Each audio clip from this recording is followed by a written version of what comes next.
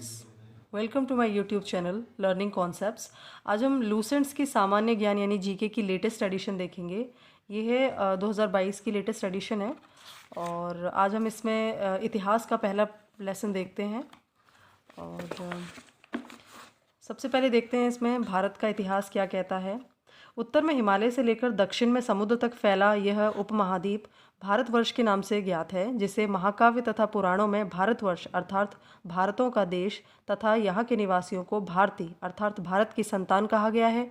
भारत एक प्राचीन कबीले का नाम था। प्राचीन भारतीय अपने देश को जम्बू द्वीप अर्थात जम्बू यानी कि जामुन वृक्षों का जो है द्वीप कहा करते थे। प्राचीन ईरानी जो है इसे सिंधु नदी के नाम से जोड़ते थे, जिसे वो सिंधु न कहकर हिंदू कहते थे।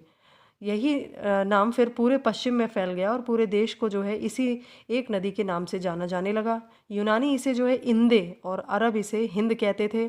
मध्यकाल में इस देश को जो है हिंदुस्तान कहा जाने लगा। यह शब्द भी जो है फारसी शब्द हिंदू से बना है और यूनानी भाषा के जो इंदे के आधार पर अंग्रेज़ जो है इसे इंडिया कहने लगे। तो ये सब हमारे भारत के प्राचीन नाम हैं। किस तरह से भारत का नाम हिंदुस्तान, भारत और इंडिया पड़ा, इसकी जानकारी हमने देखी।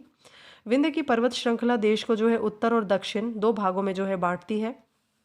भारत में इंडो यूरोपियन परिवार की भाषाएं बोलने वालों की और दक्षिण में द्रविड़ परिवार की भाषाएं बोलने वालों का बहुमत है। आगे नोट देख लेते हैं क्या दिया हुआ है। भारत की जनसंख्या का निर्माण जिन प्रमुख नस्लों के लोगों के मिश्रण से हुआ है वे इस प्रकार हैं: proto Australoid, paleo, Mediterranean, Caucasoid, Negroid और मंगोलायड। ठीक है। भारतीय इतिहास को अध्ययन की सुविधा के लिए जो है तीन भागों में जो है बांटा गया है: प्राचीन भारत, मध्यकालीन भारत एवं आधुनिक भारत। तो सबसे पहले इसकी नोट देख लेते हैं। सबसे पहले भारत इतिहास को जो है तीन भागों में बांटने का जो श्रेय है वो जर्मन इतिहासकार क्रिस्टोफ सेलेरियस को जो है जाता है। उन्होंने ही जो है भारतीय इतिहास को जो है तीन भागों में बांटा था। और हम शुरुआत करते हैं सबसे पहले प्राचीन भारत से, जिसमें हम पढ़ेंगे प्राचीन भारतीय इतिहास के स्रोत। जो प्राचीन भारतीय इतिहास के विषय में जो हमें जानकारी मिलती है वो मुख्यतः हमें जो है चार स्रोतों से प्राप्त होती है। पहला है धर्म ग्रंथ, दूसरा है ऐतिहासिक ग्रंथ, तीसरा है विदेशियों का विवरण और चौथा है पुरातत्व संबंधी साक्ष्य। तो ये चार हैं हमारे मुख्य स्रोत जिनसे हमें जो है हमारे प्राचीन इतिहास की जानकारी प्राप्त होती है। सबसे पहले हम देख लेते हैं धर्म ग्रंथ एवं ऐतिहासिक ग्रंथ से मिलने वाली महत्वपूर्ण जानकारियाँ। भारत का जो सर्व प्राचीन धर्म ग्रंथ है वो वेद है। सबसे पुराना जो हमारा धर्म ग्रंथ है वो वेद है, जिसके संकलनकर्ता महर्षि कृष्ण द्वैपायन वेदव्यास को माना जाता है। और वेद वसुदैव कुटुंबकम का उपदेश देता है। भारतीय परंपरा वेदों को नित्य तथा अपौरुषेय मानती है। वेद हमारे चार प्रकार के हैं, यह हम सभी जानते हैं: ऋग्वेद, यजुर्वेद, सामवेद एवं अथर्ववेद। इन चार वेदों को जो है संहिता कहा जाता है। आप याद रखिएगा कि ये जो हमारे चारों वेद हैं इन्हें मिलाकर के जो एक नाम दिया गया है जिसे हम संहिता कहते हैं। आगे बढ़ते हैं। सबसे पहले हम देख लेते हैं ऋग्वेद के बारे में। ऋचाओं के क्रमबद्ध ज्ञान के संग्रह को जो है ऋग्वेद कहा जाता है। इसमें 10 मंडल हैं, 1028 सूक्त हैं। ये आपको याद रहना चाहिए कि इसमें कितने मंडल और कितने सूक्त हैं, एवं 10,462 ऋचाएँ हैं इसमें। इस वेद के ऋचाओं के पढ़ने वाले जो ऋषि होते हैं उनको होत्र कहा जाता है। हर एक वेद के जो पढ़ने वाले ऋषि होते हैं उनके लिए अलग अलग नाम है। ऋग्वेद को के जो ऋचाओं को पढ़ने वाले ऋषि होते हैं उनको हम होत्र कहते हैं। इस वेद से आर्य के राजनीतिक प्रणाली, इतिहास एवं ईश्वर की महिमा के बारे में हमें जानकारी मिलती है। विश्वामित्र द्वारा रचित ऋग्वेद के तीसरे मंडल में सूर्य देवता सावित्री को समर्पित प्रसिद्ध गायत्री मंत्र है और इसके 9वें मंडल में जो है देवता सोम का उल्लेख है। इसके 8वें मंडल की हस्तलिखित ऋचाओं को जो है खिल कहा जाता है। चातुष्वर्ण समाज की कल्पना का आदि स्रोत ऋग्वेद के 10वें मंडल में वर्णित पुरुष सूक्त है, और जिसके अनुसार 4 वर्ण यानी ब्राह्मण, क्षत्रिय, वैश्य तथा शूद्र आदि पुरुष ब्रह्मा के क्रमशः मुख, भुजाओं, जंघाओं और चरणों से जो है उत्पन्न हुए थे। आगे बढ़ते हैं। इसमें नोट दे रखा है धर्मसूत्र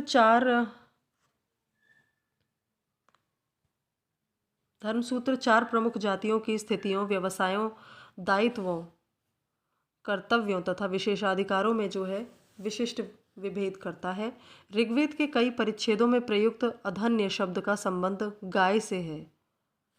ईसा पूर्व एवं ईसवी वर्तमान में प्रचलित ग्रेगोरियन कैलेंडर यानी ईसाई कैलेंडर या जूलियन कैलेंडर जो है ईसाई धर्मगुरु ईसा मसीह के जन्म वर्ष कल्पित पर आधारित है। ईसा मसीह के जन्म के पहले के समय को ईसा पूर्व यानी कि बिफोर क्राइस्ट यानी कि बीसी यानी कि before the birth of Jesus Christ कहा जाता है।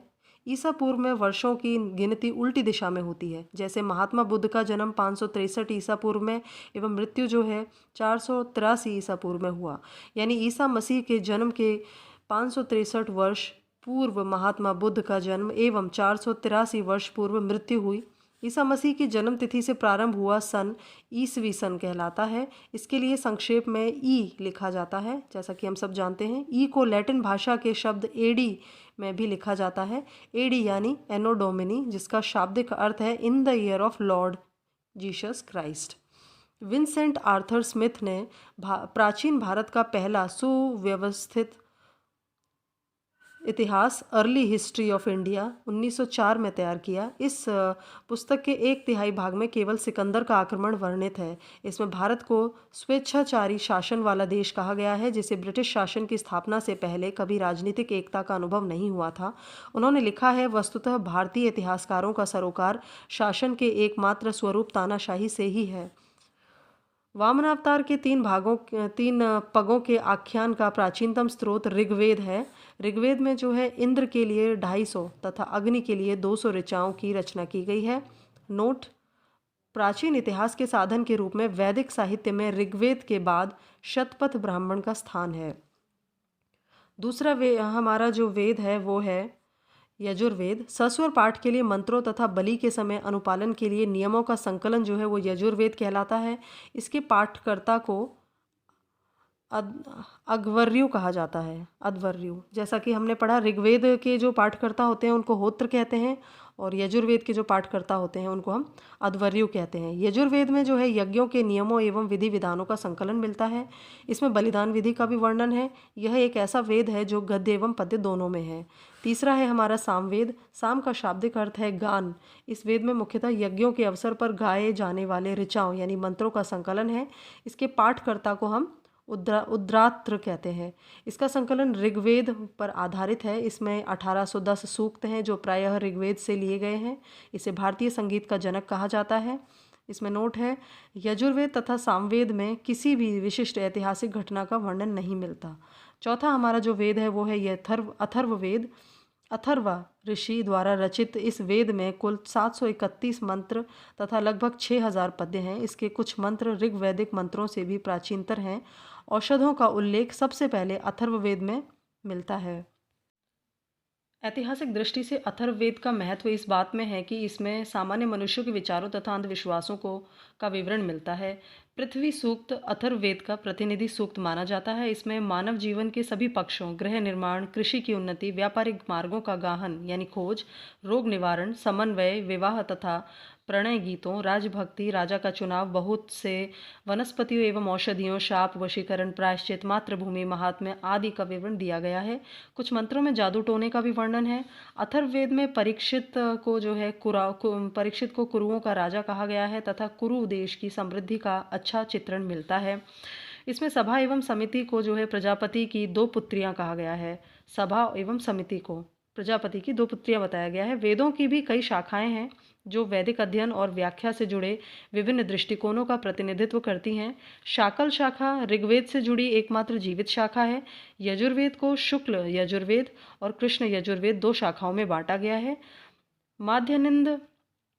माध्यन्दिन और काण्व शुक्ल यजुर्वेद अथवा वाजसनेय संहिता की शाखाएं हैं। कृष्ण यजुर्वेद से जुड़ी शाखाएं काठक, कनिष्ठल, मैत्रायणी और तैत्तिरीय हैं।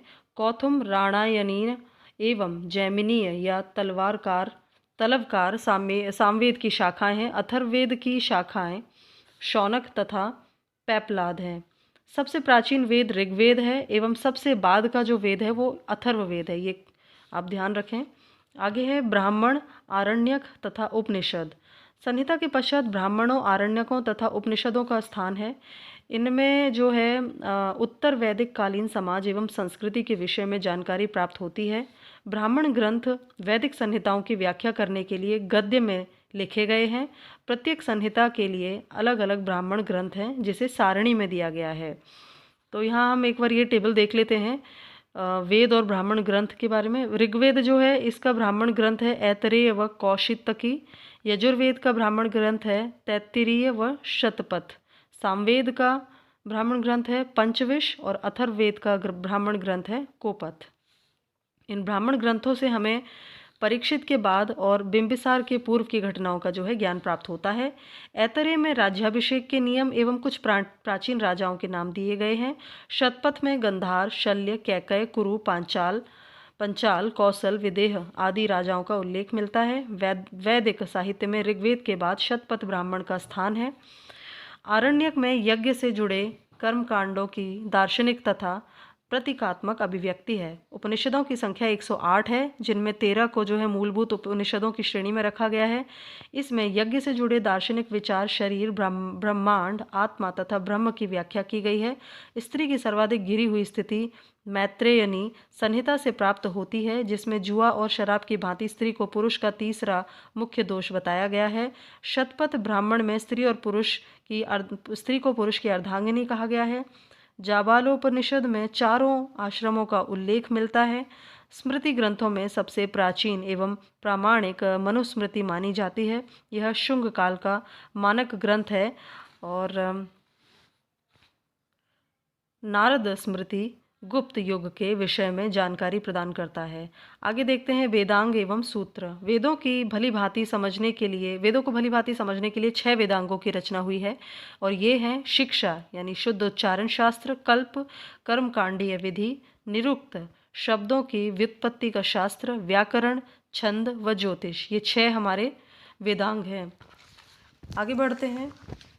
वैदिक साहित्य को अक्षुण्ण बनाए रखने के लिए सूत्र साहित्य का प्रणयन किया गया है। श्रौत, ग्रह तथा धर्म सूत्रों के अध्ययन से हमें यज्ञीय विधि विधानों, कर्म कांडों तथा राजनीति विधि एवं व्यवहार से संबंधित महत्वपूर्ण बातें ज्ञात करते हैं। प्रमुख सूत्रकारों में गौतम, बौधायन, आपस्तंभ, वशिष्ठ आदि के नाम विशेष रूप से उल्लेखनीय हैं। सूत्रों में गौतम धर्म सूत्र सबसे प्राचीन माना गया है। पुराणों के बारे में जान लेते हैं। भारतीय ऐतिहासिक कथाओं का सबसे अच्छा क्रमबद्ध विवरण पुराणों में मिलता है। इसके रचयिता लोमहर्ष अथवा इनके पुत्र उग्रश्रवा माने गए हैं और इनकी संख्या जो है 18 है, जिसमें से केवल 5 मत्स्य, वायु, विष्णु पुराण एवं भागवत में ही राजाओं की वंशावली पाई जाती है। ये देख लेते हैं कौन सा पुराण किस वंश से संबंधित है। विष्णु पुराण मौर्य वंश से संबंधित है, मत्स्य पुराण आंध्र सातवाहन से संबंधित है और वायु पुराण जो है वो गुप्त वंश से संबंधित है। नोट: पुराणों में जो है मत्स्य पुराण सबसे प्राचीन एवं प्रामाणिक है। अधिकतर पुराण सरल संस्कृत श्लोक में लिखे गए हैं। स्त्रियां तथा शूद्र जिन्हें वेद पढ़ने की अनुमति नहीं थी, वे भी पुराण सुन सकते थे। पुराणों का पाठ पुजारी मंदिरों में किया करते थे। सामाजिक एवं सांस्कृतिक दृष्टि से अग्नि पुराण का काफ़ी महत्व है, जिसमें राजतंत्र के साथ साथ कृषि संबंधी विवरण भी दिया गया है। आगे देख लेते हैं बौद्ध, जैन एवं अन्य साहित्य। जातक में बुद्ध की पूर्व जन्म की कहानी वर्णित है। हीनयान का प्रमुख ग्रंथ कथा वस्तु है, जिसमें महात्मा बुद्ध का जीवन चरित्र अनेक कथानकों के साथ वर्णित है। जैन साहित्य को आगम कहा जाता है। जैन धर्म का प्रारंभिक इतिहास कल्प सूत्र से ज्ञात होता है। जैन ग्रंथ भगवती सूत्र में महावीर के जीवन कृत्यों तथा अन्य समकालिकों के साथ उनके संबंधों का विवरण मिलता है। अर्थशास्त्र के लेखक चाणक्य यानी कौटिल्य या विष्णुगुप्त हैं। यह 15 अधिकरणों एवं 180 प्रकरणों में विभाजित है। इसमें मौर्यकालीन इतिहास की जानकारी प्राप्त होती है और अनुवादक जो हैं उसके श्याम शास्त्री हैं। और संस्कृत साहित्य में ऐतिहासिक घटनाओं को क्रमबद्ध लिखने का जो सर्वप्रथम प्रयास था वो कल्हन के द्वारा किया गया था। कल्हन द्वारा जो रचित पुस्तक थी वो राजतरंगिनी, जिसे राजाओं की नदी कहा जाता है। इस ग्रंथ में 8 सर्ग हैं जिन्हें तरंगों की संज्ञा दी गई है। इसमें प्रारंभ से लेकर 12वीं सदी तक के कश्मीर के शासकों का वर्णन है। अरबों की सिंध विजय का वृतांत चचनामा लेखक अली अहमद में सुरक्षित है। अष्टाध्यायी संस्कृत भाषा व्याकरण की प्रथम पुस्तक के लेखक पाणिनि है। इससे मौर्य के पहले का इतिहास तथा मौर्य युगीन राजनीतिक अवस्था की जानकारी प्राप्त होती है। अष्टाध्यायी में पहली बार लिपि शब्द का जो है प्रयोग हुआ है। कात्यायन की गार्गी संहिता एक ज्योतिष ग्रंथ है, फिर भी इसमें भारत पर होने वाले यवन आक्रमण का उल्लेख मिलता है। पतंजलि पुष्यमित्र शुंग के पुरोहित थे। इनके महाभाष्य से जो है शुंगों के इतिहास का पता चलता है।